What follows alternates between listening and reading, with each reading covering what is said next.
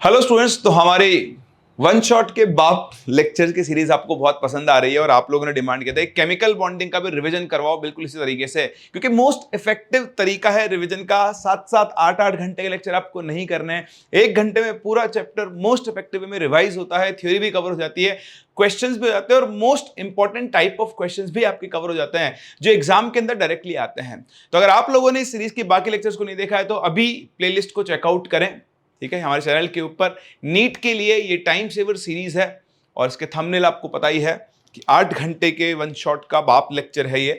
तो इसके सारे वीडियोस को आप चेकआउट करें, आपको अपने एग्जाम में बहुत बहुत बहुत हेल्प होगी। चलिए शुरू करते हैं अपने चैप्टर के साथ। सबसे पहले हम लोग basic covalent bond, coordinate bond, octet rule जो होता है उसके ऊपर बेस्ड क्वेश्चंस करने वाले हैं। तो इनकी थ्योरी मुझे आपको कवर करवाने की ज्यादा जरूरत है नहीं। आप ये ध्यान रखना, कोवलेंट बॉन्ड और कोऑर्डिनेट बॉन्ड दोनों में सिर्फ बनने के तरीके में फर्क होता है।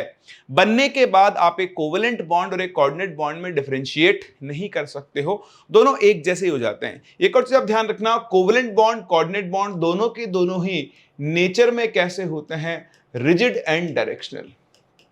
जो तीसरा बॉन्ड आपके पास होता है वो होता है आयोनिक बॉन्ड, और जो आयोनिक बॉन्ड होता है वो नेचर में कैसा होता है, non rigid and non directional. ठीक है, तो जरूर जरूर जरूर ध्यान रखें, कभी कभी बेसिक क्वेश्चन इसके ऊपर बन जाते हैं। बाकी ऑक्टेट रूल आप जानते हो, बहुत पहले ऑक्टेट रूल आया था, लुइस ने जो रूल दिया था वो ये कहा था कि भाई हर एलिमेंट बॉन्ड बना रहा है अपने ऑक्टेट को कंप्लीट करने के लिए, तो वही मॉलिक्यूल या वही कंपाउंड स्टेबल होगा जिसमें एटम्स का ऑक्टेट कंप्लीट है। फिर बाद में पता लगा कि सभी कंपाउंड्स ऑक्टेट रूल को फॉलो नहीं करते हैं। कई मॉलिक्यूल्स हैं जैसे PCl5, उसके वैलेंस शेल में 8 से ज्यादा इलेक्ट्रॉन होते हैं। Odd electron molecules NO, NO2, जिनके अंदर ऑड नंबर ऑफ इलेक्ट्रॉन्स है और उनके अंदर कभी भी ऑक्टेट कंप्लीट नहीं हो सकता है। तो टाइम नहीं गवाते, सीधा क्वेश्चन से बात करते हैं। देखिए पहला question, NH3 and BF3 combine readily because of the formation of. तो यहां पर हमें लुइस एसिड और लुइस बेस के बारे में पता होना चाहिए। लुइस एसिड क्या होते हैं, ये इलेक्ट्रॉन पेयर एक्सेप्टर्स होते हैं, इनके पास वेकेंट ऑर्बिटल होना जरूरी है। और लुइस बेस जो होते हैं वो क्या होते हैं, इलेक्ट्रॉन पेयर डोनर होते हैं, यानी इनके पास फ्री इलेक्ट्रॉन्स होने चाहिए, फ्री इलेक्ट्रॉन पेयर होना चाहिए। एंड जो एटम डोनेट करने वाला है उस एटम का ऑक्टेट क्या होना चाहिए, कंप्लीट। मैं आपको एग्जांपल दूं, CH2 ये एक लुइस बेस की तरह काम नहीं कर सकता है। क्यों? इसके पास लोन पेयर तो है लेकिन इसके वैलेंस शेल में सिर्फ 6 इलेक्ट्रॉन है। इसका जो ऑक्टेट है वो इनकम्प्लीट है, ये खुद ही भूखा है, ये किसी और को क्या डोनेट करेगा। इसलिए आप ध्यान रखना, Lewis acid, Lewis base, Lewis acid की तरह काम करने के लिए सिर्फ एक कंडीशन है, उस एटम के पास खाली ऑर्बिटल होना चाहिए। लुइस बेस की तरह अगर काम करना है तो उसके पास लोन पेयर होना चाहिए और साथ ही साथ ऑक्टेट क्या होना चाहिए, कंप्लीट। तो यहां पर आप देखें NH3 नाइट्रोजन के वैलेंस शेल में 5 इलेक्ट्रॉन होते हैं। एक और चीज मैं आपको बता दूं, जिन लोगों को नहीं पता हो ये ध्यान रखना, boron, carbon, nitrogen, oxygen, fluorine और नोबल गैसेस, ये 13 ग्रुप है, ये 14 ग्रुप है, ये 15 ग्रुप, ये 16 ग्रुप, ये 17 group. Boron family, carbon family. Boron family के जो वैलेंस इलेक्ट्रॉन्स होते हैं, वैलेंस इलेक्ट्रॉन आपको बहुत अच्छे से आने चाहिए। 3 होते हैं, कार्बन के 4, नाइट्रोजन फैमिली के 5, ऑक्सीजन फैमिली में 6, हेलोजन फैमिली में 7 और नोबल गैसेस में कितने होते हैं, 8। केमिकल बॉन्डिंग में कई क्वेश्चंस को सॉल्व करने के लिए आपको वैलेंस इलेक्ट्रॉन का आइडिया अच्छे से होना चाहिए। तो बहुत सिंपल है, जो ग्रुप नंबर है उसका लास्ट डिजिट ही इनके वैलेंस इलेक्ट्रॉन्स को दिखाता है, या फिर आप इनके इलेक्ट्रॉनिक कॉन्फ़िगरेशन से देख सकते हो। बोरोन का इलेक्ट्रॉनिक कॉन्फ़िगरेशन है 2s2 2p1, कार्बन का है 2s2 2p2, नाइट्रोजन का है 2s2 2p3, ऑक्सीजन का कितना है 2s2 2p4 और हेलोजन फ्लोरीन का कितना है 2s2 2p5। तो वैलेंस इलेक्ट्रॉन जरूर ध्यान रखें। चलिए, तो नाइट्रोजन के वैलेंस शेल में देखो 5 इलेक्ट्रॉन है, 3 यहां शेयर किए, एक लोन पेयर बच गया, ये बनेगा Lewis base. Boron trifluoride, boron के वैलेंस शेल में 3 इलेक्ट्रॉन होते हैं, 3 शेयर कर लिए, 6 इलेक्ट्रॉन हो गए, ऑक्टेट इनकम्प्लीट है, तो ये काम करेगा लुइस एसिड की तरह, ये अपने इलेक्ट्रॉन पे इसको डोनेट करेगा और इन दोनों के बीच में कौन सा बॉन्ड बनेगा, कोऑर्डिनेट बॉन्ड बनेगा। एक लुइस एसिड, लुइस बेस के बीच में हमेशा एक कोऑर्डिनेट बॉन्ड बनता है। ऐसा सेम आप देख चुके हो कोऑर्डिनेशन कंपाउंड्स के अंदर भी। जब आप कोऑर्डिनेशन कंपाउंड्स की बात करते हो तो वहां पे जो सेंट्रल मेटल एटम होता है उसके वेकेंट ऑर्बिटल्स के अंदर जो लिगेंड के मॉलिक्यूल्स हैं वो अपना इलेक्ट्रॉन पेयर क्या करते हैं, डोनेट करते हैं। ठीक है, तो वहां पर central metal atom Lewis acid की तरह और लिगेंड किसकी तरह काम करता है, लुईस बेस की तरह। चलिए जी, अगला question, which of the following is the electron deficient molecule. तो देखिए BeCl2 जो है, बेरिलियम के वैलेंस शेल में 2 इलेक्ट्रॉन है, 2 शेयर कर लिए, 4 इलेक्ट्रॉन हो गए, तो ये आपका इलेक्ट्रॉन डेफिशिएंट मॉलिक्यूल भी है और ये यहां पर एक लुईस एसिड की तरह काम कर सकता है। चलिए, जेईई मेन 2023 का क्वेश्चन देखो आपके सामने, SbCl5 is more covalent than SbCl3। बिल्कुल सही है। ऐसा क्यों है? क्योंकि SbCl5 में Sb+5 स्टेट में है और SbCl3 में Sb जो है वो +3 स्टेट में है। तो यहां पर एक टर्म काम में आता है, पोलराइजिंग पावर ऑफ कैटायन। क्या आता है? Polarising power of cation is directly proportional to its positive charge and inversely proportional to its size।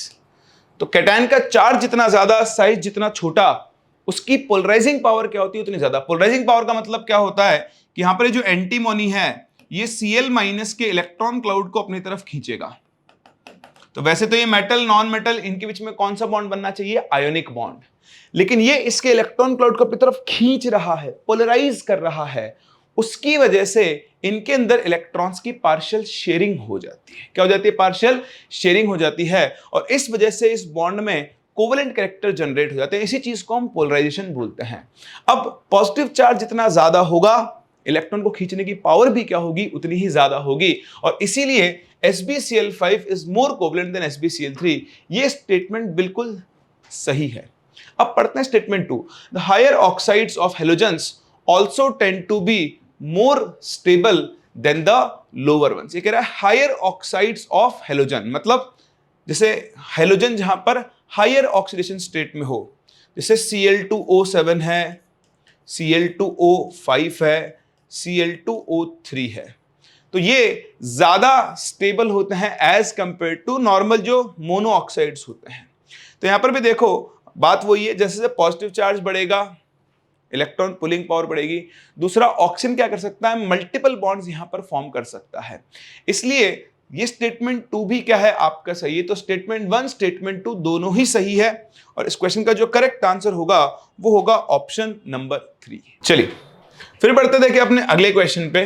NEET 2023 का क्वेश्चन है, among the following the total number of species not having 8 electrons around central atom, मतलब किसका octet complete नहीं है। बताओ कितना आसान question है। AlCl3 वैलेंस शेल में 6 इलेक्ट्रॉन, NH3 में देखो 6 और 2 8 इलेक्ट्रॉन पूरे हैं, तो एक ये हो गया, दूसरा ये हो गया। CCl4 इसके वैलेंस शेल में 8 इलेक्ट्रॉन है। अब कुछ लोग यहां गलती कर देंगे, वो बोला है 8 इलेक्ट्रॉन नहीं है, 8 से कम भी हो सकते हैं और 8 से ज्यादा भी हो सकते हैं। तो PCl5 में आप देखोगे तो आपके पास टोटल 10 इलेक्ट्रॉन्स हैं। So correct answer will be option number 3, 1 2 3। In 3 species में वैलेंस शेल में 8 इलेक्ट्रॉन नहीं है। कुछ लोग इसको ऐसे पढ़ लेते हैं कि ऑक्टेट कंप्लीट नहीं। वो ये नहीं कह रहा है कि ऑक्टेट कंप्लीट नहीं है, वो ये कह रहा है कि वैलेंस शेल में 8 इलेक्ट्रॉन नहीं है, तो वो इसमें भी नहीं है। ये देखें, कॉलम मैचिंग ऐसे क्वेश्चन नीट में आते हैं, तो जेईई में आया हुआ क्वेश्चन है, नीट में एज इट इज ये क्वेश्चन आ सकता है। कह रहा है मॉलिक्यूल्स ओबेइंग ऑक्टेट रूल। तो देखो ये ऑड इलेक्ट्रॉन है, ऑक्टेट रूल को फॉलो नहीं करते हैं। ये देखो इसके वैलेंस शेल में 6 इलेक्ट्रॉन 6 इलेक्ट्रॉन, ये इलेक्ट्रॉन डेफिशिएंट है, लुईस एसिड्स। ये देखो इसके वैलेंस शेल में 10 इलेक्ट्रॉन है। H2SO4 को आप देखोगे H double bond O double bond O OH OH 6 bond बन रहे हैं, इसके वैलेंस शेल में 12 इलेक्ट्रॉन। पता है ना आप लोगों को, एक बॉन्ड के 2 इलेक्ट्रॉन, तो 6 बॉन्ड के टोटल 12 इलेक्ट्रॉन। इनका ऑक्टेट एक्सपेंडेड है, इसके वैलेंस शेल में 8 इलेक्ट्रॉन है, इसके में भी 8 इलेक्ट्रॉन है। ए का आंसर हो गया 4th। अब देखो जब भी आपके सामने नीट में ऐसा क्वेश्चन है, ऑप्शन एलिमिनेशन पे जाना, ये आपको पक्का पता है ए का आंसर 4 है। और देखो ऑड इलेक्ट्रॉन, सी का आंसर हो जाएगा 1, ए का 4 सी का 1, ए का 4 सी का 1, यही मेरे इस क्वेश्चन का आंसर होगा। बाकी तो मुझे मैच करने की जरूरत भी नहीं है, कर लो, आता तो है ही अपने को। इनकम्प्लीट ऑक्टेट किसका है, तो बी का हो गया 2nd और डी का हो गया 3rd। समझ में आ रहा है? चलिए बहुत ही बढ़िया। देखें जेईई मेन 2022 का एक और क्वेश्चन आ गया है। ऑक्टेट रूल पे देखो आप कितने क्वेश्चन पूछता है। Which of the following pair of molecules contain odd electron molecules and an expanded octet molecule? तो देखो ये रहा odd electron molecule 7 + 8 15 और इसका expanded octet भी है। देखते ही क्वेश्चन सॉल्व हो गया, मात्र 10 सेकंड में क्वेश्चन सॉल्व। चलिए इसके बाद चलते हैं वीबीटी, हाइब्रिडाइजेशन, वेस्पर थियरी, है ना। तो इन सबका एक ही सिंपल सा तोड़ मैं आपको बता रहा हूं। वीबीटी आपको सिखाती है ओवरलैपिंग, ठीक है, सिग्मा बॉन्ड, पाई बॉन्ड सीखा हुआ आप लोगों ने। ओवरलैपिंग की स्ट्रेंथ आप ध्यान रखना, सिग्मा और पाई बॉन्ड में सबसे स्ट्रॉन्ग कौन होता है? Sigma. So sigma bond is more stronger. अब अगर आप सिग्मा या पाई में ओवरलैपिंग स्ट्रेंथ की बात करो, ओवरलैपिंग स्ट्रेंथ, तो देखो नीड लेवल पे शेल वो नहीं बदलता है। तो फॉर सेम शेल अगर आप देख रहे हो तो पीपी ओवरलैपिंग सबसे स्ट्रॉन्ग होती है, फिर होती है एसपी, और सबसे बर्बाद कौन सी होती है? एसएस। अगर शेल भी अलग हो जाए, मान लो एक 2p ऑर्बिटल एक 3p ऑर्बिटल है, तो फिर आप साइज देखोगे, लोअर शेल के orbital 2p orbital 3p orbital से साइज में छोटा होगा, 3p 4p से छोटा होगा। तो 2p 2p की ओवरलैपिंग ज्यादा स्ट्रॉन्ग होगी, फिर 3p 3p की, फिर 4p 4p की, है ना। तो सेम शेल है तो ये if orbitals are of different shells, वैसे मिलेगा नहीं आपको नीट में ऐसा ये, देन ओवरलैपिंग स्ट्रेंथ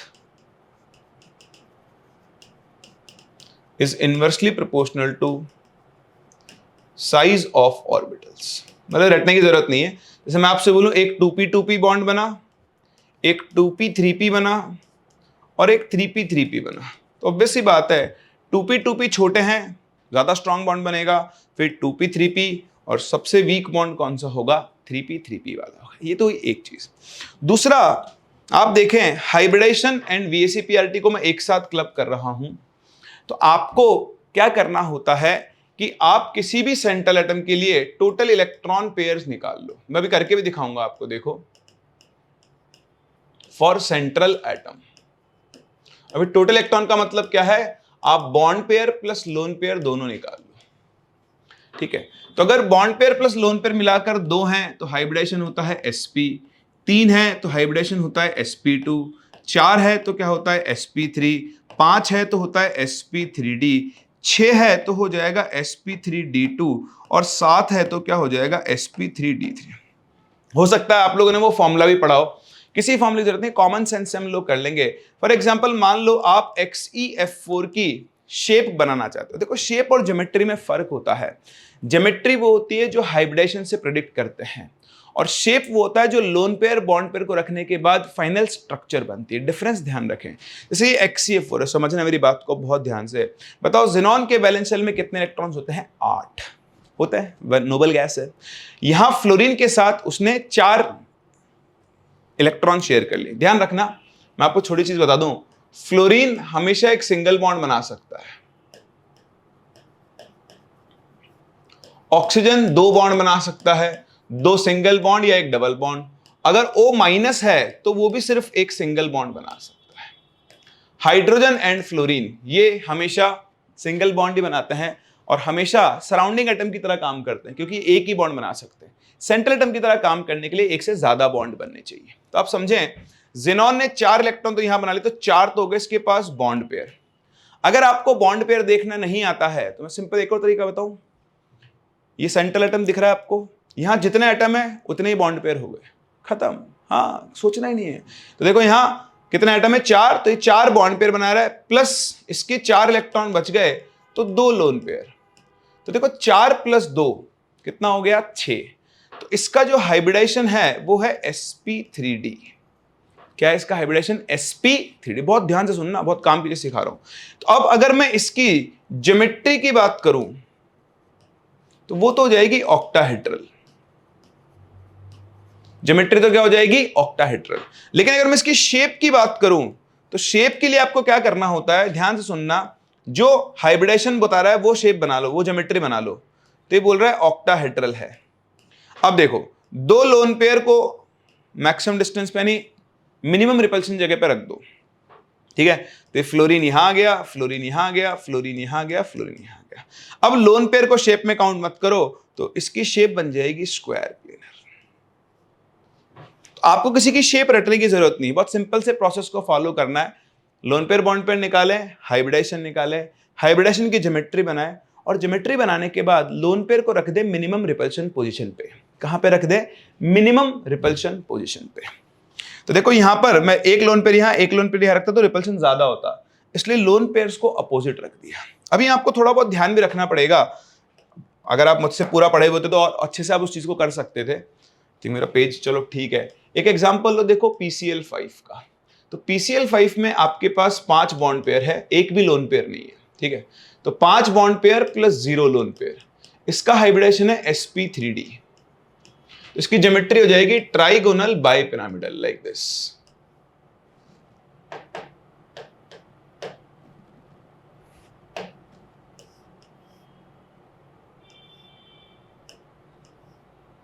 ठीक है, यहां फास्फोरस, ये क्लोरीन, ये क्लोरीन, ये क्लोरीन, ये क्लोरीन, ठीक। अब ये वाली जो पोजीशन है ना, इनको तो हम बोलते हैं एक्सियल पोजीशंस, और ये वाली जो होती है ना, इनको हम बोलते हैं इक्विटोरियल पोजीशंस। तो आप ये ध्यान रखना, ट्राइगोनल बाइपिरामिडल ज्योमेट्री में इक्विटोरियल पोजीशन जो होती है वो मिनिमम रिपल्शन पोजीशन होती है, मतलब लोन पेयर और मल्टीपल बॉन्ड हमेशा यहीं पे आएगा। तो अभी यहां तो कोई लोन पेयर नहीं है, लेकिन अगर मैं आपके सामने एग्जांपल ले लूं, मान लो SF4 का, किसका एग्जांपल ले लूं, SF4 का। तो सल्फर के वैलेंस शेल में 6 इलेक्ट्रॉन होते हैं, 4 यहां हो गए, 2 बच गए। इसके पास है 4 bond pair plus 1 lone pair. बताओ टोटल हाइब्रिडेशन क्या हो गया इसका, sp3d। ठीक है, अब इसकी भी ज्योमेट्री कैसी होनी चाहिए थी, ट्राइगोनल बाइपिरामिडल ही होनी चाहिए थी। तो एक काम करो, आप इसको ऐसे ले लो यार, ये सल्फर है, तो ये 3 बॉन्ड इक्विटोरियल वाले, ये एक्सियल वाले। अब आपके पास एक लोन पेयर है ना, तो मिनिमम रिपल्शन पोजीशन कौन सी है, इक्विटोरियल। तो लोन पेयर आएगा यहां पर, इन तीनों में से किसी भी जगह रख दो, एक ही बात, वो घूम गया बस ऐसे। यहां फ्लोरीन, यहां फ्लोरीन, यहां फ्लोरीन, यहां फ्लोरीन। तो इसकी ज्योमेट्री तो हो गई ट्राइगोनल बाइपिरामिडल। इसकी शेप क्या होगी, तो इसको लोन पेयर को शेप पे काउंट मत करो, तो ये सीसॉ शेप बन गई। क्या बन गई है, सीसॉ शेप बन गई। तो इस तरह से आपको किसी की भी शेप रटने की जरूरत नहीं है। अब मैं क्वेश्चन के थ्रू आपको समझाऊंगा, बेसिक आइडिया मैंने आपको दे दिया है। इस तरह से आप, अच्छा ये मिनिमम रिपल्शन पोजीशन आपको सिर्फ यही मिलेगी, लीनियर में, ट्राइगोनल प्लेनर में, टेट्राहेड्रल में और ऑक्टाहेड्रल में सारी पोजीशन सेम होती हैं। बस आप ट्राइगोनल बाइपिरामिडल में ये याद रखें कि equatorial position minimum repulsion position है, मल्टीपल बॉन्ड और लोन पेयर वहीं पर आएगा। आइए क्वेश्चन करते हैं। नीट 2024 रीनीट जो हुआ था, जिन जिन स्टेट्स में उनके लिए है, जिन जिन के बच्चों का पेपर हुआ था, identify the incorrect statement about PCl5, अभी भी आया था, है ना। तो ये PCl5 जो है वो आपका ये मॉलिक्यूल है, ठीक है। इसमें एक और चीज आप लोगों ने सीखी होगी जब पढ़ा होगा तब, कि ये एक्सियल PCl बॉन्ड जो होते हैं वो लंबे होते हैं। तो axial bonds are longer than equatorial bonds, ठीक है। और पढ़ते हैं, इनकरेक्ट बताना है। PCl5 possess 2 different Cl-PCl bond angle, सही बात है। ये वाला बॉन्ड एंगल होता है 120 डिग्री, ये वाला बॉन्ड एंगल है 90 डिग्री, और इन दोनों के बीच में 180। All 5 PCl bonds are identical in length, यही गलत है, यही मेरा आंसर है, क्योंकि हमने भी सीखा और ये आपको ध्यान भी होगा कि जो एक्सियल PCl बॉन्ड होता है वो लेंथ में इक्विटोरियल PCl बॉन्ड से क्या होता है, लंबा होता है। Axial PCl bond equatorial PCl bond से लंबा होता है।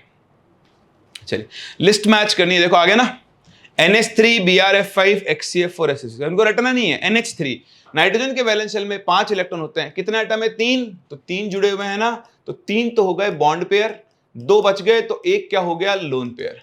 अब इसका हाइब्रिडेशन हो गया sp3।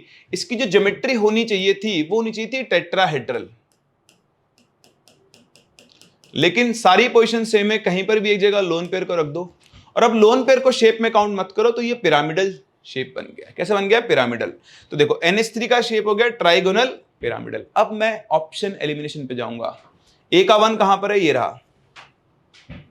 नीट में ऑप्शन एलिमिनेशन सबसे ज्यादा काम करता है। आपको भाई अगर मैं नीट का एग्जाम दे रहा हूं ना, तो मुझे सारे चेक करने की जरूरत नहीं है, 1 या मैक्स 2 अपना आंसर आ जाएगा। और नीट के केस में तो 1 में आ जाएगा, वो 2 कई बार बहुत कम मैच करवाता है। फिर भी मैं आपको कॉन्सेप्ट सिखा रहा हूं, इसलिए बात कर रहा हूं। BrF5 ब्रोमीन के वैलेंस शेल में 7 इलेक्ट्रॉन होते हैं, 7 में से दिख रहा है देखो 5 शेयर कर लिए मैंने, आपको बोला जितने एटम जुड़े हुए उतने ही बॉन्ड पेयर, और 1 इसके पास बच गया लोन पेयर। देखो इसका हाइब्रिडेशन आ जाएगा sp3d2, यानी इसकी जो ज्योमेट्री है वो ऑक्टाहेड्रल होनी चाहिए थी। तो ये Br, ये F, ये F, ये F, ये एफ, एक एफ यहां और एक लोन पेयर यहां। अब लोन पेयर को शेप में काउंट मत करो, तो देखो स्क्वायर पिरामिडल बन रहा है कहीं स्क्वायर पिरामिडल, ये रहा। तो बी का आंसर क्या होगा? फोर्थ। ए का फर्स्ट, बी का फोर्थ, बाकी को आप खुद से चेक कर सकते हो। XCF4 अभी बताया था मैंने आपको, स्क्वायर प्लेनर होगा। SF6 सल्फर के वैलेंस शेल में 6 इलेक्ट्रॉन होते हैं, 6 के 6 शेयर हो गए, 6 bond pair plus 0 lone pair, ये बनेगा ऑक्टाहेड्रल, वही बचा हुआ है। कर सकते हो, प्रैक्टिस कर लो। इनमें ऐसा या इस शेप को ढूंढने वाले क्वेश्चन का एक क्वेश्चन तो मिनिमम पक्का ही है, आएगा ही आएगा। Number of sigma bonds, pi bonds and lone pair of electrons in pyridine respectively are. तो भैया pyridine is this,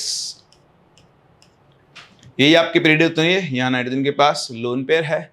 sigma bond कितने हो गए? तो यहाँ पर हर कार्बन के साथ एक हाइड्रोजन जुड़ा हुआ है, 1 2 3 1 2 3 4, है ना? 1 2 3 4 1 2 3 4 1 2 3 4 1 2 3 4, सही है। गिन लो कितने हैं सिग्मा बॉन्ड? 1 2 3 4 5 6 7 8 9 10 11, 11 तो हो गए सिग्मा बॉन्ड, ठीक है जी। पाई बॉन्ड 3 और लोन पेयर 1, तो 11 3 1। Correct answer to this question will be option number 4। कर सकते हैं ना? चलिए बहुत ही बढ़िया। आइए मूव करते हैं अपने अगले क्वेश्चन पे। JEE main 2024 question, number of molecules ions from the following in which the central atom is involved in sp3 hybridisation. कौन कौन सा sp3 हाइब्रिडेशन में है? अभी देखो डायरेक्ट हाइब्रिडेशन कैसे निकालें सर? तो निकाल लो, थोड़ा स्ट्रक्चर का आइडिया आपको होना चाहिए, है ना? तो नाइट्रोजन है, अभी आप देखो 3 ऑक्सीजन है। मैंने आपको थोड़ी देर पहले सिखाया था, अगर ऑक्सीजन नेगेटिव चार्ज वाला है तो हमेशा सिंगल बॉन्ड से रट लो। नेगेटिवली चार्ज ऑक्सीजन सिर्फ सिंगल बॉन्ड बनाएगा, तो एक ऑक्सीजन नेगेटिव चार्ज वाला सिंगल बॉन्ड से जुड़ा होगा, बाकी के बचे 2 ऑक्सीजन। ये ध्यान रखना, शायद आपने पढ़ा भी हो कि नाइट्रोजन मैक्सिमम कितने बॉन्ड बना सकता है? कितने? 4 मैक्सिमम। और अगर नाइट्रोजन ने चौथा बॉन्ड बनाया है तो ये पक्का है कि वो कोऑर्डिनेट बॉन्ड होगा, अदरवाइज नाइट्रोजन सिर्फ 3 बॉन्ड बना सकता है। सुनो गौर से दुनिया वालों, नाइट्रोजन का कॉन्फ़िगरेशन होता है 2s2 2p3। तो 2p3 के जो 3 इलेक्ट्रॉन है उनसे वो 3 बॉन्ड बना सकता है, और जो 2s में एक इलेक्ट्रॉन पेयर रह गया उससे वो क्या बना सकता है? Coordinate bond. तो लिख लो, नाइट्रोजन वैसे 3 बॉन्ड बनाता है, मैक्सिमम कितने बना सकता है? 4, और अगर नाइट्रोजन चौथा बॉन्ड बना रहा है तो वो एक कोऑर्डिनेट बॉन्ड ही होगा। इसलिए बचे हुए 2 ऑक्सीजन में से एक ऑक्सीजन को डबल बॉन्ड से और एक को कोऑर्डिनेट बॉन्ड से जोड़ दो। देखो नाइट्रोजन के 5 इलेक्ट्रॉन काम में आ गए, 1 सिग्मा 2 सिग्मा 3 सिग्मा, इसका हाइब्रिडेशन है sp2, ये नहीं होगा। इसका हाइब्रिडेशन भी sp2 है, ये नहीं होगा। ClO2 माइनस में एक ऑक्सीजन नेगेटिव चार्ज वाला, एक ऑक्सीजन डबल बॉन्ड वाला, क्योंकि एक ऑक्सीजन में माइनस चार्ज है। क्लोरीन के वैलेंस शेल में 7 इलेक्ट्रॉन होते हैं, 1 2 3 4 बच गए, 1 2 3 4, 2 बॉन्ड पेयर 2 लोन पेयर, इसका हाइब्रिडेशन sp3 होगा। ClO3 में डबल बॉन्ड बनेगा, आई थिंक ये मिसप्रिंट हो गया होगा, ClO3 माइनस है, आप ठीक कर लेना। तो 3 ऑक्सीजन में से एक ऑक्सीजन नेगेटिव चार्ज वाला, देखो 7 में से 5 काम में आ गए, 1 बच गया, 3 बॉन्ड पेयर 1 लोन पेयर, इसका हाइब्रिडेशन भी क्या होगा? sp3। तो नंबर ऑफ मॉलिक्यूल्स जिनका sp3 हाइब्रिडेशन है वो यहां पर कितने हो जाएंगे? 2 हो जाएंगे। आसान सा क्वेश्चन है, ऐसा क्वेश्चन नीट में भी आ सकता है। चलिए ये question correct order of bond angles बताना है आपको। अब देखो कभी भी आपको बॉन्ड एंगल कंपेयर करना हो ना, नीट 2022 में आया हुआ क्वेश्चन है, तो आप सबसे पहला काम क्या करोगे? Check hybridisation. अगर हाइब्रिडाइजेशन अलग अलग है, if hybridization is different,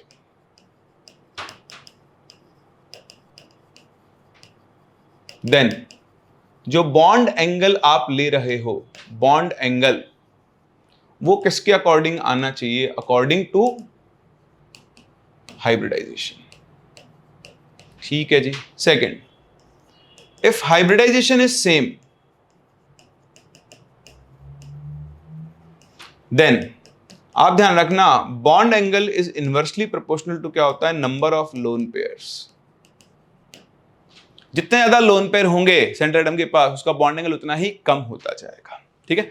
और अगर ये भी सेम हो गया, वैसे ऐसा केस आता नहीं है, बट अगर ये भी सेम हो जाए, if lone pair is also same, then bond angle is directly proportional to size of surrounding atom. Surrounding atom का साइज जितना बड़ा होगा, बॉन्ड एंगल उतना ही ज्यादा होगा। तो रटने वाली बात नहीं, बट हाँ ये जरूर फॉलो करें।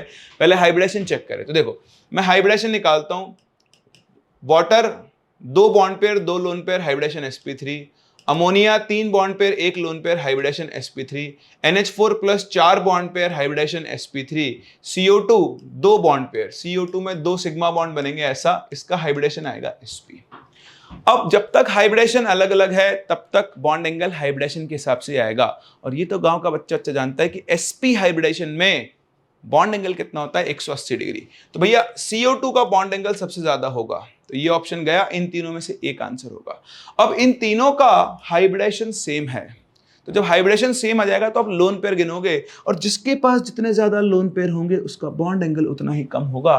तो मेरा जो करेक्ट आंसर है वो ऑप्शन नंबर 1 होगा। CO2 का बॉन्ड एंगल सबसे ज्यादा, इसके पास कोई लोन पेयर नहीं है, इसके पास 1 है, इसके पास 2 है। ये इस क्वेश्चन का करेक्ट आंसर है। कभी भी बॉन्ड एंगल 2-3 स्पीसीज में कंपेयर करने को आ जाए, इस सीक्वेंस को फॉलो कर लेना, आंसर चल के आएगा, आपको दिमाग नहीं लगाना पड़ेगा। ठीक है, चलो जी अगला क्वेश्चन आपके लिए हो गया। चलिए आसान क्वेश्चन है ना। देखो अब आ गया वापस से NH3 आ गया आपका, तो ये तो क्या बन जाएगा, NH3 आपका square, sorry pyramidal, trigonal pyramidal. तो ए का आंसर हो गया 3, ए का आंसर 3 दो जगह पर है, ठीक है। फिर आ जाओ PCl5 ट्राइगोनल बाइपिरामिडल, सी का आंसर हो गया 2, ए का 3 और सी का 2, ए का 3 और सी का 2, सी का 2 आ रहा है, ये रहा ए का 3 सी का 2, second option will be the correct answer, है ना। अब ClF3 आपको देखना है, तो क्लोरीन के वैलेंस शेल में 7 इलेक्ट्रॉन होते हैं, 3 यहां शेयर कर लिए, 4 बच गए, तो दिख रहा है आपको 3 bond pair plus 2 lone pair. Hybridisation आ गया sp3d, इसकी शेप ज्योमेट्री जो नीचे थी वो थी ट्राइगोनल बाइपिरामिडल, लेकिन 2 लोन पेयर है। लोन पेयर को रखो इक्विटोरियल पोजीशन पे, क्योंकि इसमें यही मिनिमम रिपल्शन पोजीशन है। उसके बाद 3f ऐसे रख दिए, तो आपको इसको काउंट मत करो, तो एक T बनता हुआ दिखाई दे रहा है, तो T शेप मॉलिक्यूल होगा, तो B का आंसर हो गया 4th। सही है, और यही आपके इस क्वेश्चन का करेक्ट आंसर होगा। ये हमने अभी थोड़ी देर पहले देखा था, स्क्वायर पिरामिडल होगा। आप देखो कि रिपीट हो रहे हैं मॉलिक्यूल, देखो पीछे चलो, रटने की जरूरत नहीं है, यूज करते करते याद हो जाते हैं। देखो ये रहा BRF5 स्क्वायर पिरामिडल, NH3 आया था, खेलता रहेगा ऐसे ही, इससे ज्यादा कुछ भी नहीं है। गिनती के 10-12 मॉलिक्यूल है, अगर आपको वैसे भी नहीं आता है ना, तो सिर्फ इनकी शेप 5-10 मॉलिक्यूल की शेप भी याद रख लोगे तो भी आपका काम हो जाएगा, और इसका क्वेश्चन आएगा ही आएगा।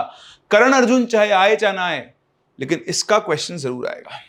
ये देखो, what is the hybridisation shown by C1 and C2। अब भैया टैग्ड नहीं है C1 और C2 कौन है, तो अब हम कैसे करें, तो हमको भैया करना ऐसे है कि हमको यहां पर प्रायोरिटी ऑर्डर पे देखना होगा।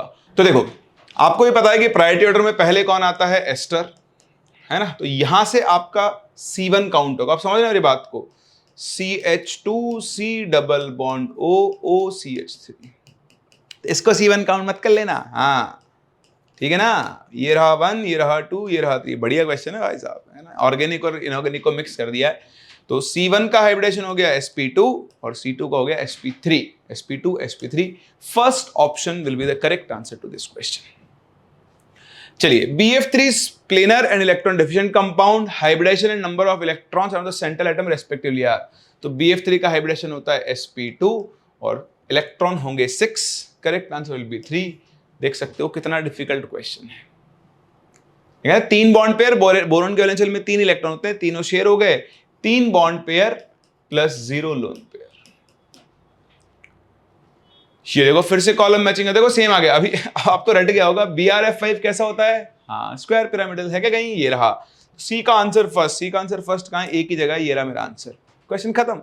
ऑप्शन एलिमिनेशन जरूर जरूर जरूर करें। PCl5 ट्राइगोनल बाइपिरामिडल, ए का सेकंड, SF6 ऑक्टाहेड्रल, ए का सेकंड, बी का थर्ड, सी का फर्स्ट, डी का फोर्थ। ठीक है, कर लोगे आप।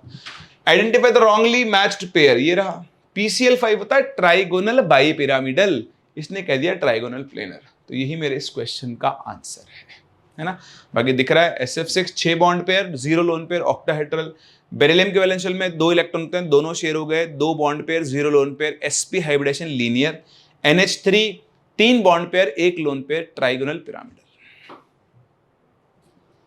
Number of sigma and pi bonds in pent 2ene 4ine, 1 2 3 4 5 carbon है आपके पास। पेंट 2ene 1 2 2ene 4ine, इधर H 3 4 हो गए, 1 2 3 4 H 1 2 3 4 H, ऐसा। ठीक है, अब गिन लो हिया कितने sigma, 1 sigma, 2 sigma, 3 sigma, 4 sigma, 5 sigma, 6 sigma, 7 sigma और 3 10 तो हो गए सिग्मा। 10 सिग्मा है कहीं, ये रहा। पाई गिन लो, 2 पाई, 1 पाई, 3 पाई, सही है। तो फर्स्ट ऑप्शन आपका आंसर होगा। अब आती है MOT, मॉलिक्यूलर ऑर्बिटल थ्योरी। तो मॉलिक्यूलर ऑर्बिटल थ्योरी में आप में से कई लोगों को बहुत दिक्कत आती है, लेकिन अब नहीं आएगी, बहुत ही आसान होती है। MOT मैं आपको सिखा रहा हूं। MOT कहती है कि आपके पास मॉलिक्यूलर ऑर्बिटल्स कैसे बनते हैं, जब एटॉमिक ऑर्बिटल्स आपस में क्या होते हैं, कंबाइन होते हैं। तो एक सेकंड रुकना यार, कुछ बेसिक चीजों का आपको ध्यान रखना पड़ेगा। बट अगर मैं पेज ऐड करूंगा ना तो कलर चेंज हो जाएगा, तो पहले मैं एक काम कर लेता हूँ, इसकी कॉपी बना लेता हूँ।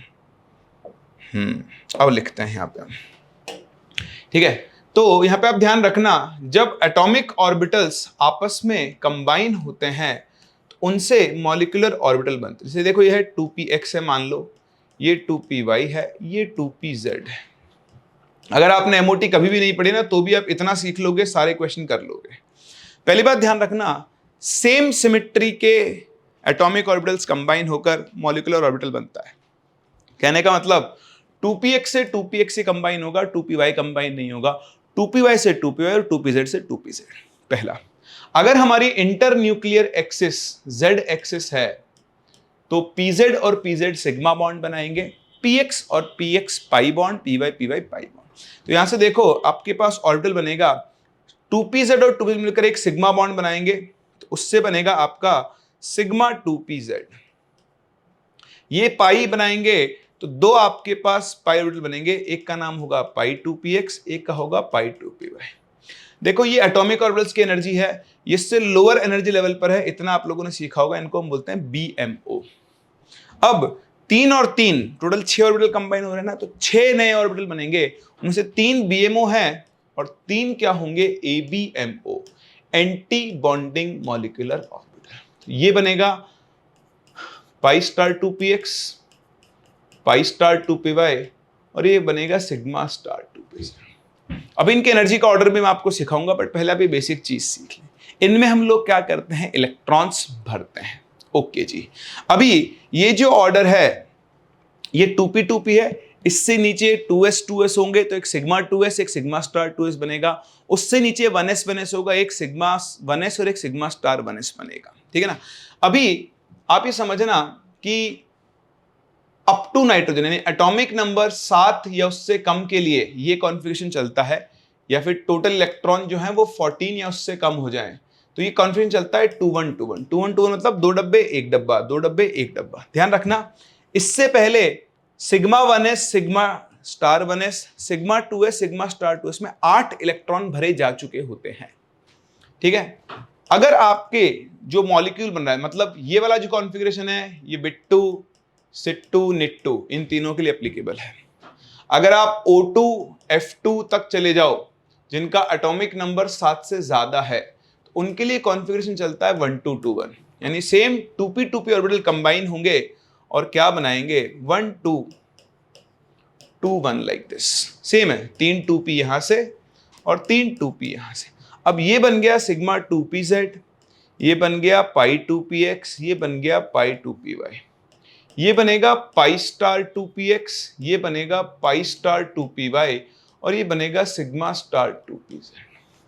देखो साफ साफ सी बात ध्यान रखना, यहां पर sp मिक्सिंग नहीं होती है और इस वाले कॉन्फ़िगरेशन में एनर्जी में डिफरेंस इसीलिए है, यहां 2-1-2-1 है और यहां 1-2-2-1 है। एनर्जी बदली क्यों? क्योंकि यहां sp मिक्सिंग होती है, यहां नहीं होती है। वो बोलोगे सर ये sp मिक्सिंग क्या है, आओ समझा देता हूं। इधर देखो, भाई आप boron, carbon, nitrogen, oxygen, fluorine रटने की जरूरत नहीं है। इधर से इधर जाने पर Z इफेक्टिव बढ़ता है। Z इफेक्टिव बढ़ेगा तो attraction on 2s orbital increases. अब मेरी बात समझना, अगर मैं बोरोन को देखूं, मोरोन को नहीं भाई, बोरोन को, तो ये बोरोन का 2p ऑर्बिटल है और ये बोरोन का 2s ऑर्बिटल है, पास पास है। अब जब आप बोरोन से कार्बन जाओगे तो अपन 2p ऑर्बिटल को तो फिक्स कर लेते हैं सबके लिए। अब कार्बन का 2s ऑर्बिटल न्यूक्लियस के थोड़ा ज्यादा पास आ जाएगा, क्योंकि Z इफेक्टिव बढ़ रहा है तो न्यूक्लियस का ऑर्बिटल पे अट्रैक्शन फोर्स बढ़ेगा। फिर नाइट्रोजन पे जाओगे तो 2s ऑर्बिटल और पास आ जाएगा, और इस तरह से 2s ऑर्बिटल न्यूक्लियस के पास आता जाएगा और इनके बीच का एनर्जी गैप बढ़ता जाएगा। तो नाइट्रोजन से पहले गैप कम होता है, इसलिए यहां पर sp मिक्सिंग होती है, और इसलिए इनमें एनर्जी का ऑर्डर ये है 2-1-2-1। ये आपसे असर्शन लीडर में पूछ सकता है कि नाइट्रोजन N2 और O2 में मॉलिक्यूलर ऑर्बिटल्स की एनर्जी में डिफरेंस क्यों होता है? तो उसका कारण है sp मिक्सिंग। नाइट्रोजन तक sp मिक्सिंग होती है, नाइट्रोजन के बाद sp मिक्सिंग नहीं होती है। समझ में आ गया? चलिए, इसके बाद आपके पास बॉन्ड ऑर्डर का फॉर्मूला होता है half Nb minus Na। Nb number of electrons in bonding orbital, Na number of electrons in anti bonding orbital. ध्यान रखना, किसी भी स्पीसी की जो स्टेबिलिटी है is directly proportional to its bond order. जिसका बॉन्ड ऑर्डर ज्यादा, उसकी स्टेबिलिटी भी क्या होगी? ज्यादा। अगर बॉन्ड ऑर्डर सेम है, if bond order is same, then stability जो है is directly proportional to Nb है and inversely proportional to Na। मतलब बॉन्डिंग ऑर्बिटल में जितने इलेक्ट्रॉन होंगे स्टेबिलिटी उतनी ज्यादा, एंटी बॉन्डिंग में जितने ज्यादा इलेक्ट्रॉन होंगे स्टेबिलिटी उतनी ही कम। तीसरा मैग्नेटिक कैरेक्टर पूछता है, पैरामैग्नेटिक, डायमैग्नेटिक आप अच्छे से जानते हो। अगर अनपेड इलेक्ट्रॉन है तो पैरामैग्नेटिक होगा, अनपेड इलेक्ट्रॉन नहीं है तो कैसा होगा? डायामैग्नेटिक होगा। जैसे मैं आपको यहां पर एक एग्जांपल लेके दिखाता हूं N2 का।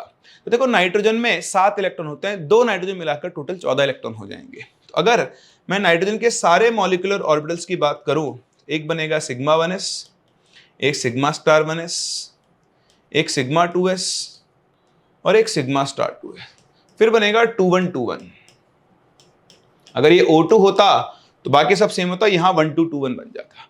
अब इन ऑर्बिटल्स में मुझे 14 इलेक्ट्रॉन फिल करने हैं। क्या करने हैं? एक सेकंड रुकना भाई, ये थोड़ा एरो बार वाला।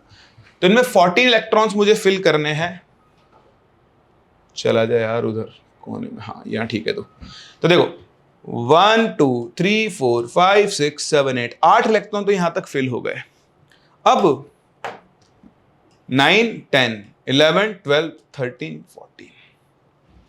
अब देखो, जब मैं बॉन्ड ऑर्डर निकालूंगा ना हाफ Nb माइनस Na, तो ये दोनों एक दूसरे को कैंसिल कर देंगे। तो यहां पर अगर आप बॉन्ड ऑर्डर लिखो तो क्या बनेगा? Half Nb। तो बॉन्डिंग में कितने इलेक्ट्रॉन है? 6, माइनस एंटी बॉन्डिंग में एक भी नहीं है, 0। मतलब जब ये पूरे भरे हुए हैं ना तो इनको काउंट करने की जरूरत नहीं है। तो इसका बॉन्ड ऑर्डर आ गया 3। तो इसका मतलब MOT के हिसाब से जब नाइट्रोजन का मॉलिक्यूल बनेगा तो उसमें 3 बॉन्ड बनेंगे।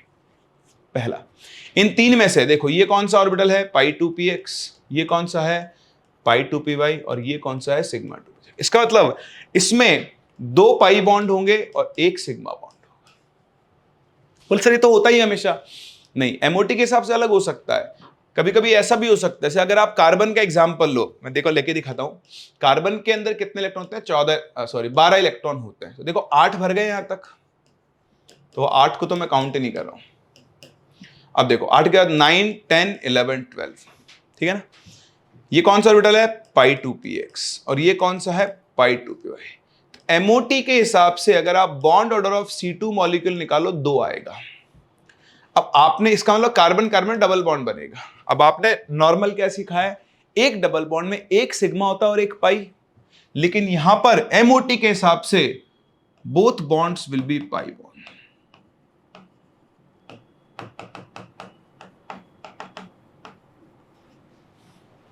ठीक है, दोनों के दोनों बॉन्ड कौन से होंगे? पाई बॉन्ड होंगे।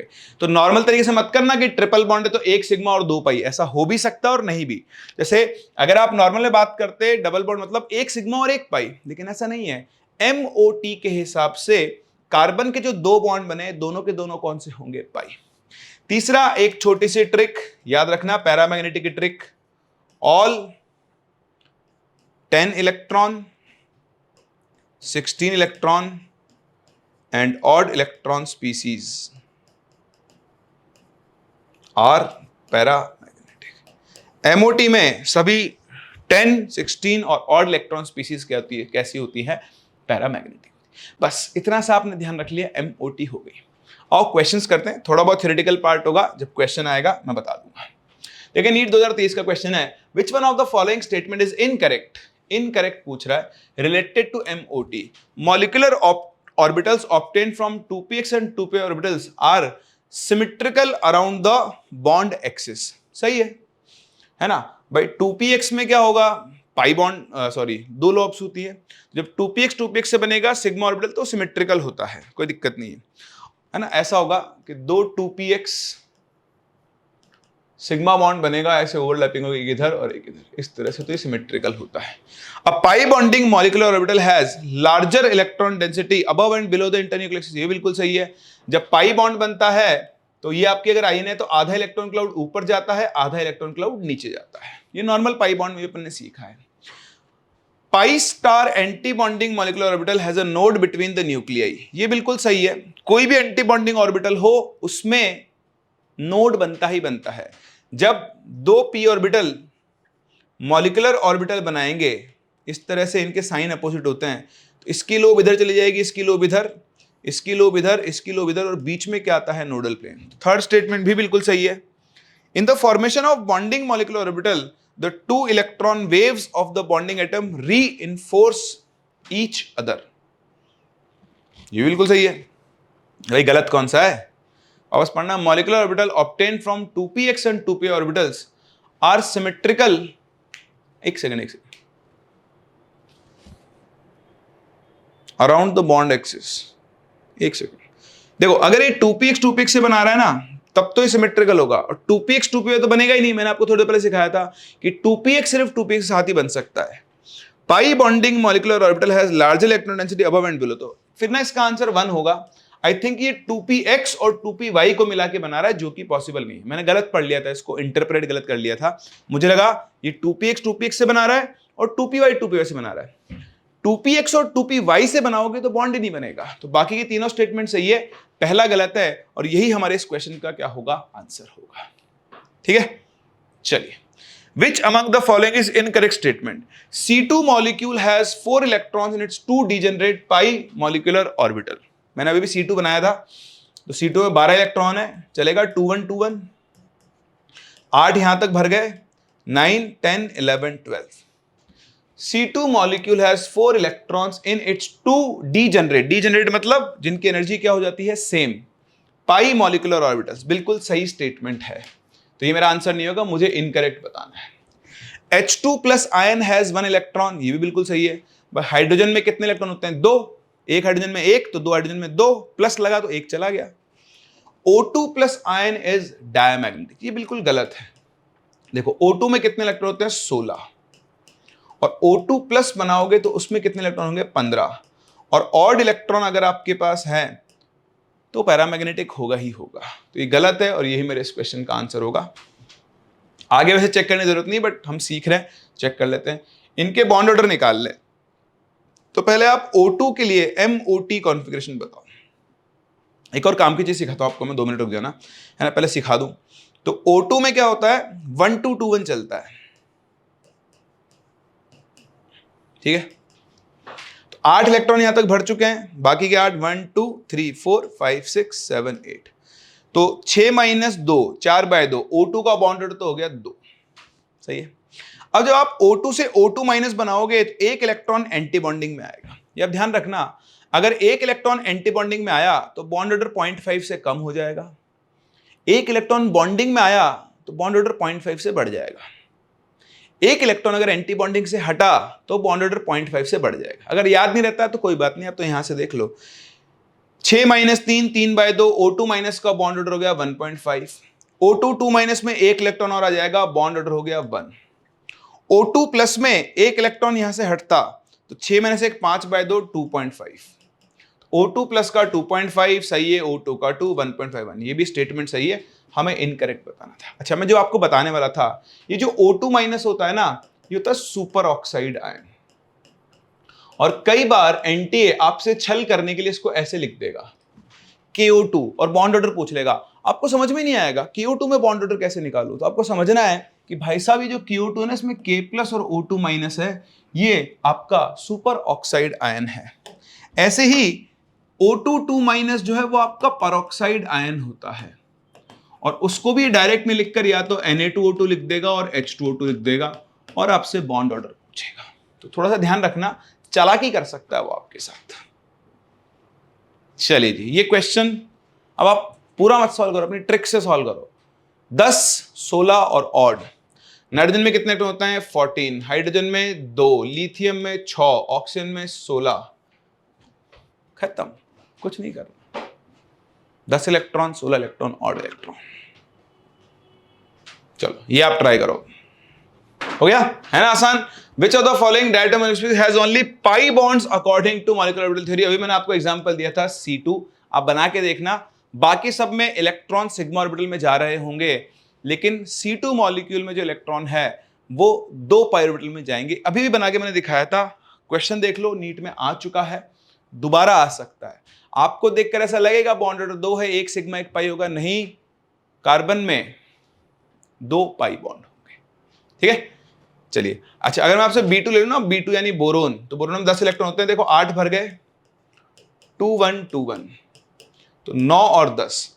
तो इसमें आधा पाई बॉन्ड ये होगा, आधा होगा तो 1 पाई बॉन्ड। B2 मॉलिक्यूल जब बनेगा ना, B2 का बॉन्ड ऑर्डर निकालना, तो देखो वो आएगा 1।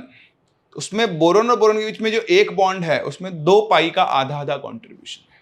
फ्रैक्शनल पाई बॉन्ड भी बोल देते हैं कई बार इस चीज को। चलिए, magnet and paramagnet ions are tetrahedral due to, तो ये तो वैसे डी ब्लॉक का है, ठीक है ना। तो मैग्नेट आयन क्या होता है? MnO4 2- और परमैग्नेट होता है MnO4-।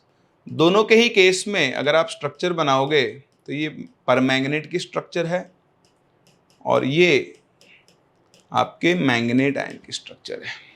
तो pi bonding involves overlap of P and D, बिल्कुल सही बात है। इनके अंदर P पाई D पाई बॉन्ड बनता है, ठीक है।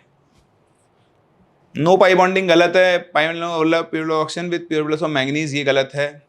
Pi bonding overlap d orbital of oxygen, oxygen के पास तो d ऑर्बिटल होते ही नहीं है।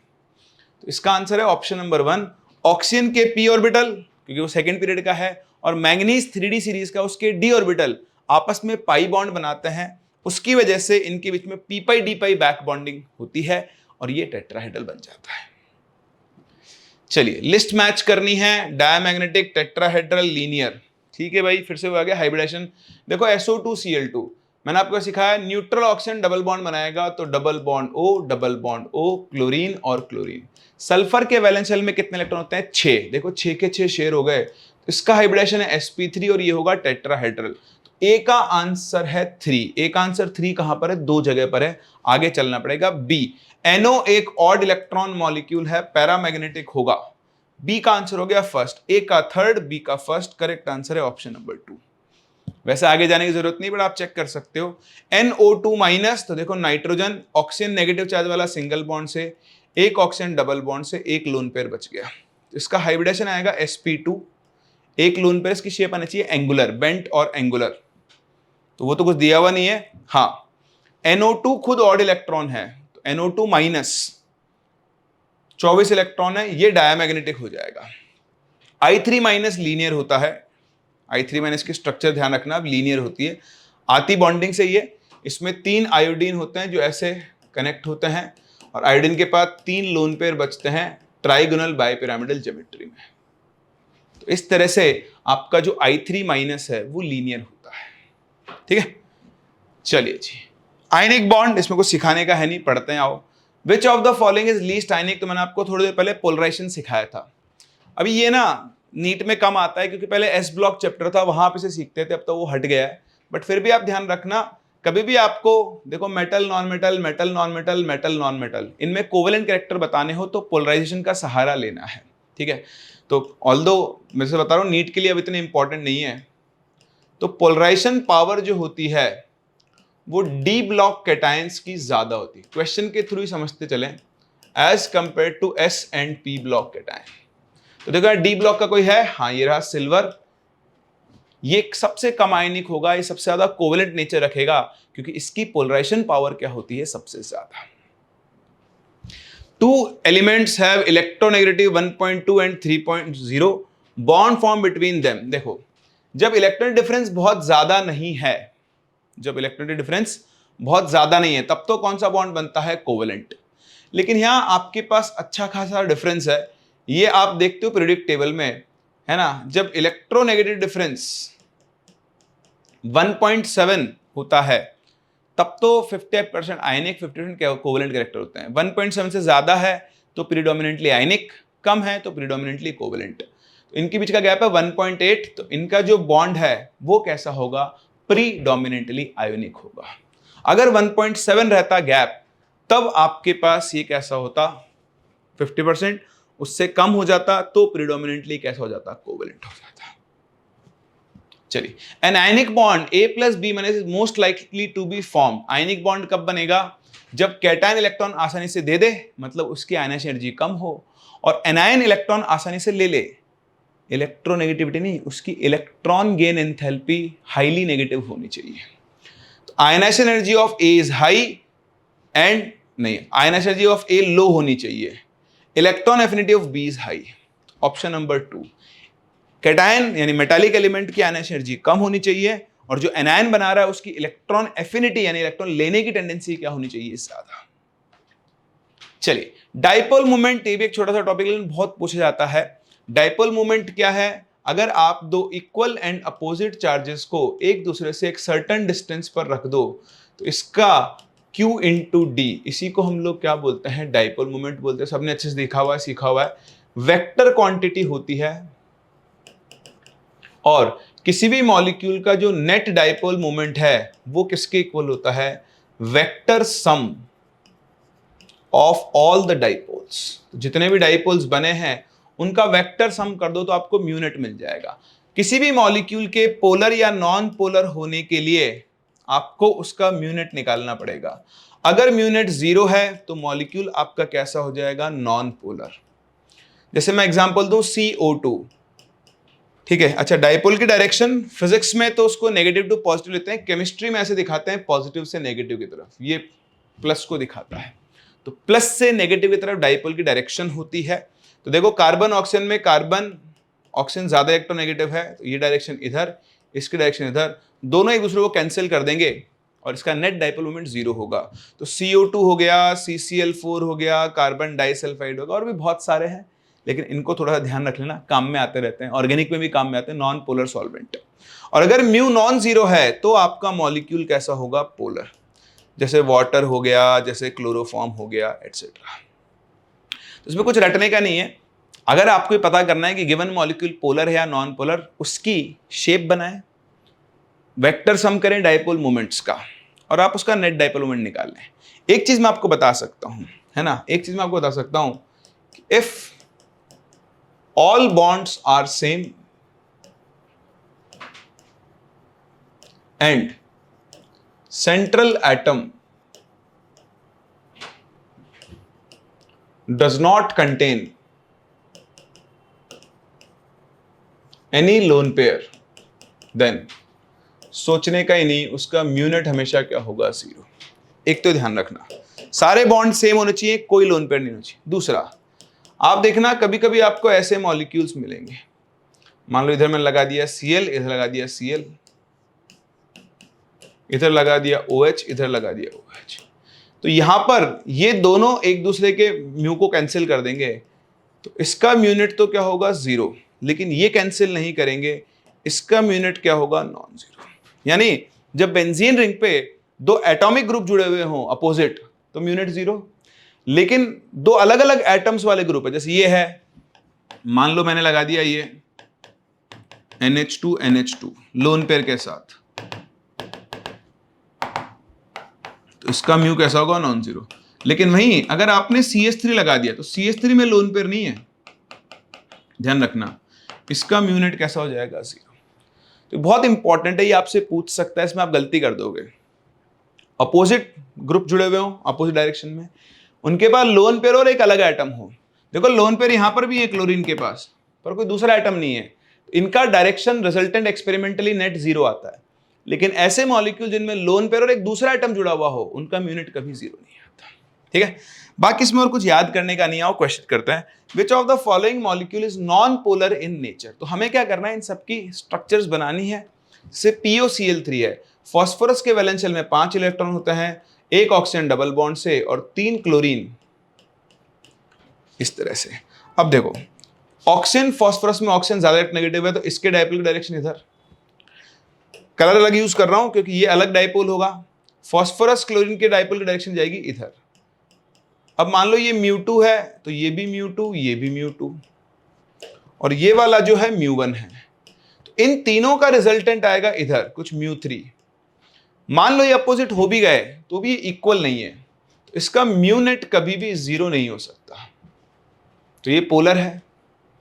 CH2OH, C double bond OH, ये भी पोलर है क्योंकि ऑक्सीजन का डायपोल मोमेंट इधर आएगा।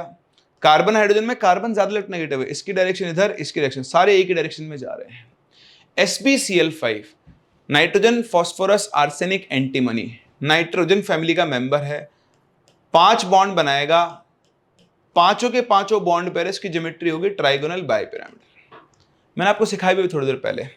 अगर सारे बॉन्ड सेम है और सेंट्रल एटम के पास कोई लोन पेयर नहीं है, तो बताओ इसका म्यूनेट कितना आ जाएगा, जीरो। और यही मेरे इस क्वेश्चन का करेक्ट आंसर होगा। मेरी ट्रिक्स बिल्कुल सटीक हैं, आएंगी ना तो आप आंसर 10 सेकंड से भी कम टाइम में दे सकते हो। कोई लोन पेयर नहीं है, सारे बॉन्ड सेम है, सोचने का ही नहीं, म्यूनेट जीरो आएगा। ये इस क्वेश्चन का आंसर है। Which one of the following pair is an example of polar molecular solid. Polar जिसका म्यूनेट नॉन जीरो आएगा, है ना। तो देखो CO2 का म्यू जीरो होता है, क्यों? CO2 कार्बन 4 इलेक्ट्रॉन 4 ऑक्सीजन के साथ शेयर कर लिए, कोई लोन पेयर नहीं है। लेकिन SO2 में इसके पास लोन पेयर है, तो इसका म्यूनेट नॉन जीरो आएगा। बट दोनों होने चाहिए, तो ये नहीं हो सकता, है ना। दोनों पोलर होने चाहिए, तो दोनों पोलर आपको कहां मिल रहे हैं, ये रहे। SO2 पोलर है, NH3 में भी नाइट्रोजन के पास एक लोन पेयर है, पोलर है। करेक्ट आंसर ऑप्शन नंबर 2 होगा। ये आयोनिक कंपाउंड है, ये आयोनिक कंपाउंड है, इनमें पोलर नॉन पोलर कुछ नहीं होता। पोलर नॉन पोलर का कॉन्सेप्ट सिर्फ कोवेलेंट कंपाउंड्स के लिए होता है। अच्छा क्वेश्चन है, ध्यान रखना, आ सकता है जेईई मेन में आया हुआ है।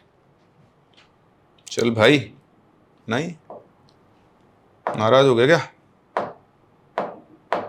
चल मेरे भाई, चल गया। Choose the polar molecule. देखो CCl4 non polar, CO2 non polar, CHCl3 polar है, क्यों? एक H 3 क्लोरीन। अभी देखना भाई डायरेक्शन, कार्बन क्लोरीन में क्लोरीन ज्यादा इलेक्ट्रोनेगेटिव है, इसकी डायरेक्शन इधर, इसकी इधर, इसकी इधर। और कार्बन हाइड्रोजन में हाइड्रोजन कम इलेक्ट्रोनेगेटिव है, तो कार्बन की तरफ डायरेक्शन होगी। सारे एक ही डायरेक्शन में पॉइंट कर रहे हैं, इसलिए CHCl3 का डाइपोल मोमेंट ज्यादा होगा। विच hydrogen is most polar?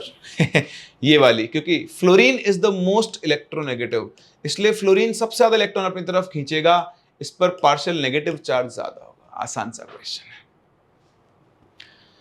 Which of the following molecule has non zero dipole moment value? बताओ भाई, नॉन जीरो डाइपोल मोमेंट तो CCl4, सारे बॉन्ड सेम, कोई लोन पेयर नहीं है, इसका डाइपोल मोमेंट जीरो होगा।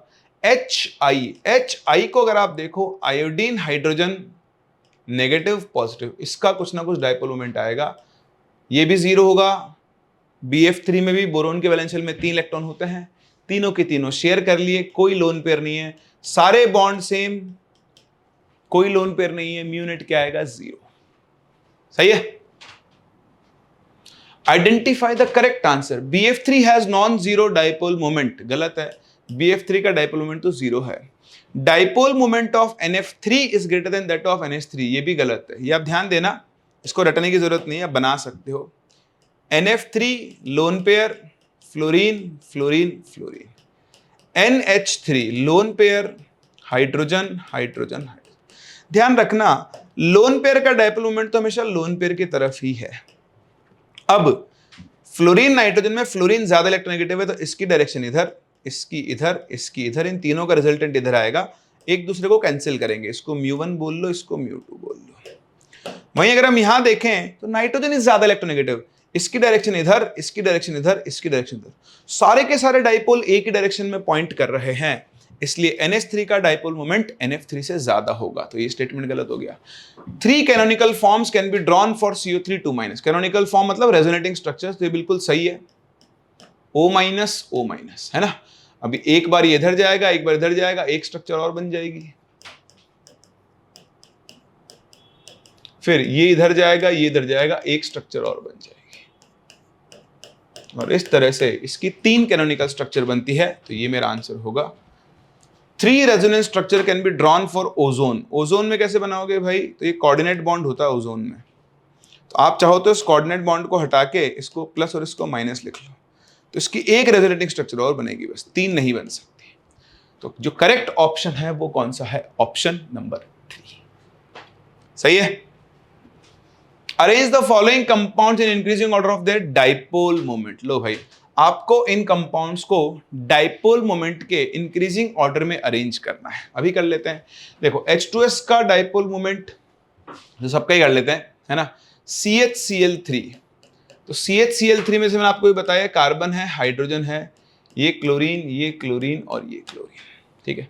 तो इसकी डायरेक्शन कार्बन की तरफ, इनकी डायरेक्शन क्लोरीन की तरफ, सबकी डायरेक्शन एक ही तरफ है, सारे डाइपोल्स एक ही डायरेक्शन में आ रहे हैं, यानी जुड़ रहे हैं, ठीक है। अगला है आपके पास HBr H2S। तो देखो NF3 में NF बॉन्ड है, H2S में HS बॉन्ड है, और यहां पर HBr बॉन्ड है। तो सल्फर और ब्रोमीन में सल्फर की इलेक्ट्रॉनिटी ज्यादा होती है। दूसरा, सल्फर में आप देखोगे वैलेंस शेल में कितने इलेक्ट्रॉन होते हैं, 6, ठीक है। और हाइड्रोजन के साथ एक एक शेयर किया तो 2 लोन पेयर बच गए ऐसे sp3 हाइब्रिडेशन में। तो देखो दोनों लोन पेयर का डाइपोल मोमेंट लोन पेयर की तरफ, और फिर हाइड्रोजन का भी इसी तरफ, तो सब एक डायरेक्शन में जा रहे हैं, H2S का डाइपोल मोमेंट भी ज्यादा होगा। HBr में ब्रोमीन के पास 3 लोन पेयर है, और इसका हाइब्रिडेशन, ब्रोमीन का अगर हाइब्रिडेशन देखूं, 3 लोन पेयर एक बॉन्ड पेयर sp3 आएगा, ये तीनों लोन पेयर एक डायरेक्शन में और ये भी इसी डायरेक्शन में है, ठीक है। बट ब्रोमीन की इलेक्ट्रॉनिटी हाइड्रोजन से रिलेटिवली सल्फर से क्या होती है, कम। तो H2S और HBr में तो H2S का ज्यादा होगा, ठीक है। NF3, अगर आप NF3 को देखो तो हमने अभी देखा NF3 के केस में क्या है कि लोन पेयर की डायरेक्शन तो इधर है, लेकिन बाकी डाइपोल अपोजिट है। तो देखो चारों ही पोलर है, लेकिन क्योंकि बाकी सब में तो एक ही डायरेक्शन में जा रहे हैं, है ना। HBr में क्या है, जब आप इसका sp3 बनाओगे तो एक लोन पेयर इधर, एक लोन पेयर इधर, एक लोन पेयर इधर, एक इधर, तो ये दोनों लोन पेयर सेम डायरेक्शन में जाएंगे, ये इधर जाएगा, और इनके बीच में 109 डिग्री के आसपास का एंगल होता है, ऑब्ट्यूज एंगल, तो रिजल्टेंट छोटा हो जाएगा। कहने का मतलब ये है कि HBr और H2S में HBr का डाइपोल मोमेंट छोटा होगा। अभी हम नीट लेवल पे बात करें, नीट जेई सेम ही लेवल, तो लॉजिक है, बट अगर आप इतना डेप्थ में नहीं सोच सकते हो तो आप ये सोचो कि सबसे ज्यादा और सबसे कम कौन होगा। तो NF3 का डाइपोल मोमेंट सबसे कम होगा, कौन से ऑप्शन में है, बी ऑप्शन में, और किसी में भी नहीं दिया डिफरेंशिएट करने के लिए। H2S HBr में HBr पीछे होगा, CHCl3 सबसे ज्यादा होगा, क्योंकि इलेक्ट्रॉन डिफरेंस क्या है, यहां पर ज्यादा है। वैसे देखो H2S में लोन पेयर का डाइपोल मोमेंट है, लेकिन इनका बॉन्ड एंगल भी ज्यादा है, तो जो रिजल्टेंट है वो थोड़ा छोटा आएगा, और उसके हिसाब से डाइपोल मोमेंट निकलेगा। यहां सारे डाइपोल एक डायरेक्शन में आ रहे हैं, इसलिए अभी कंडीशंस के हिसाब से अपना जो सेकंड ऑप्शन होगा that would be the most appropriate answer. NF3 में डाइपोल्स अपोजिट डायरेक्शन में है, इसलिए उसका डाइपोल मोमेंट सबसे कम होगा। The correct order of dipole moment for molecule NH3 H2S CH4 NHF। देखो CH4 में तो सारे बॉन्ड्स एक ही तरह के हैं, कोई लोन पेयर नहीं, तो उसका डाइपोल मोमेंट 0 होगा।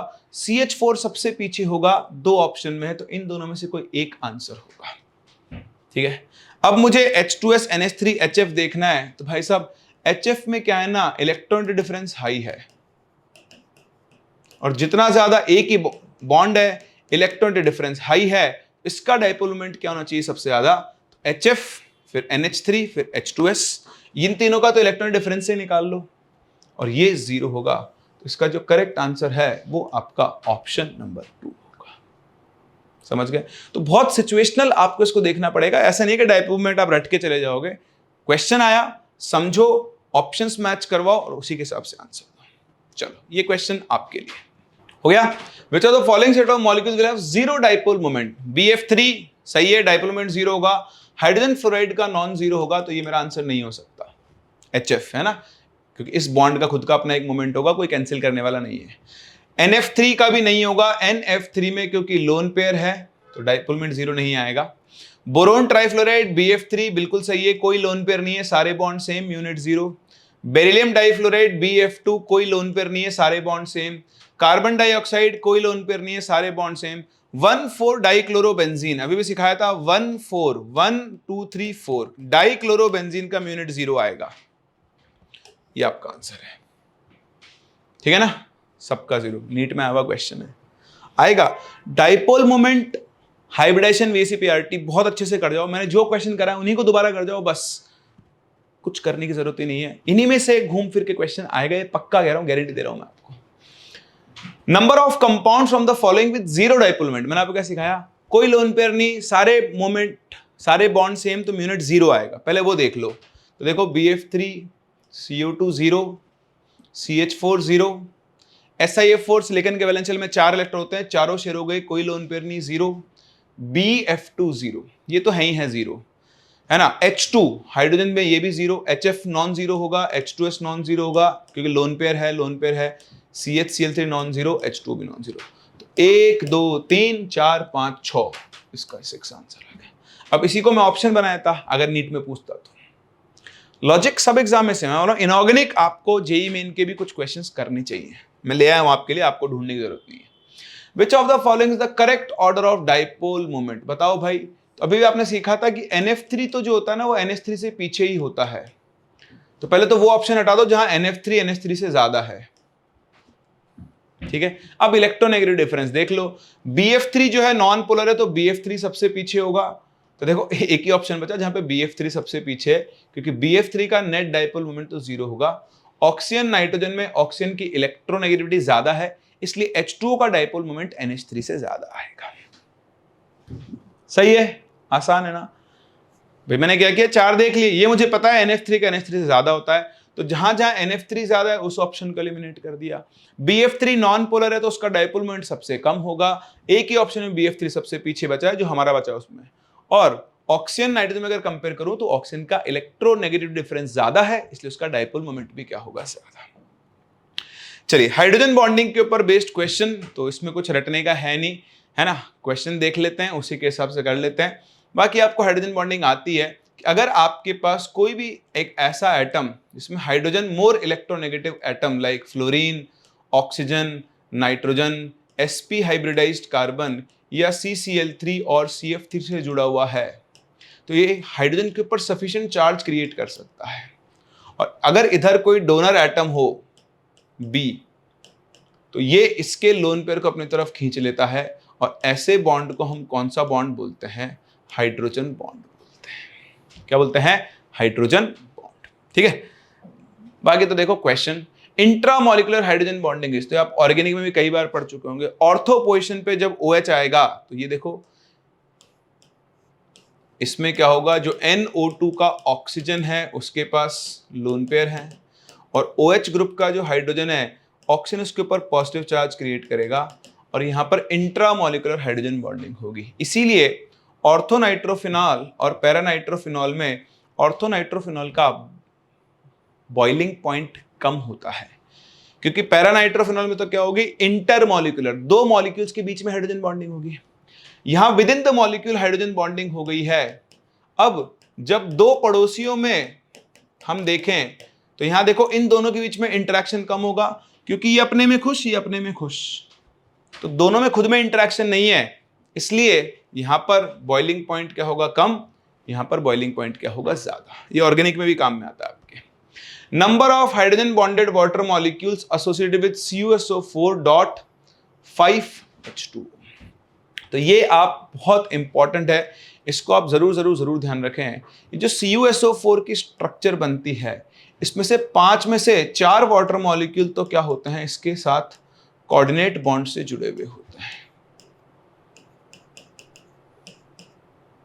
लाइक दिस, ठीक है। और एक वाटर एक वाटर मॉलिक्यूल जो होता है ना,